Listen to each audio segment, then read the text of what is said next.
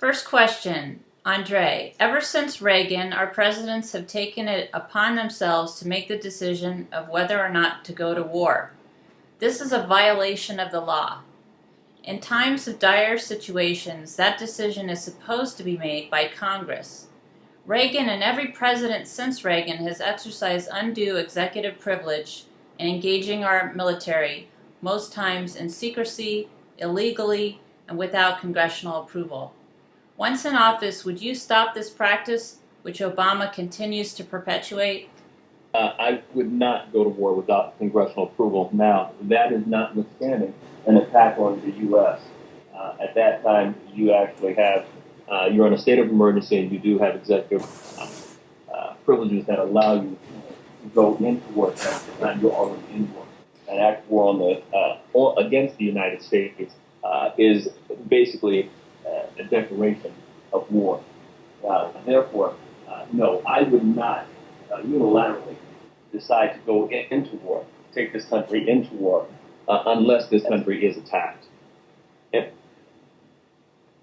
that would be the only time that we could justify defending this country, because in any other time it's an act of aggression, not defense. Harry, executive privilege. I'm totally opposed to executive privilege with wars. As I mentioned in my introduction, am very much focused on putting the American people in charge of the federal government and the state legislatures.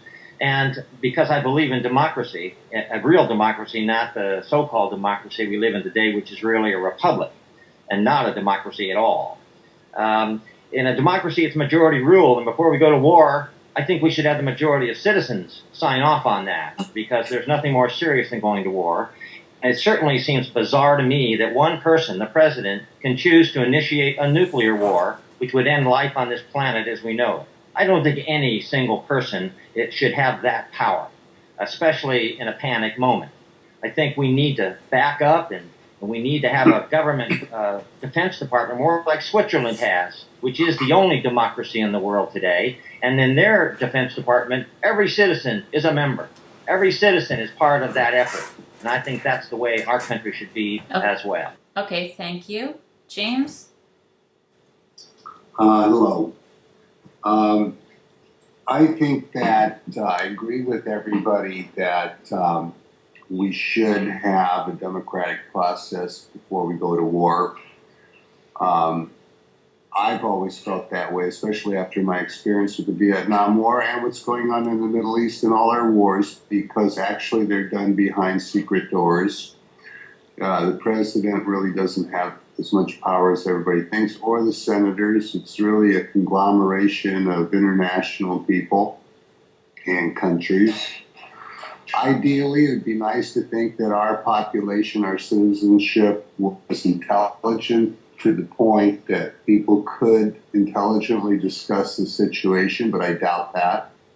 I think we have mutated generations of people that have no understanding of how life is. They have no understanding, example, how if we didn't go to war in World War II, possibly Hitler, Stalin, or the Japanese emperor would be running the world.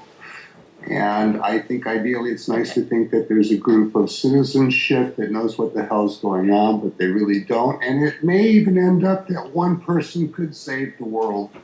Unfortunately, there should be safeguards, or fortunately there are safeguards. Today, we have a conspiracy, as we did in the Vietnam War. They decided to have a war, and it's dangerous, and it's ruined our men and women.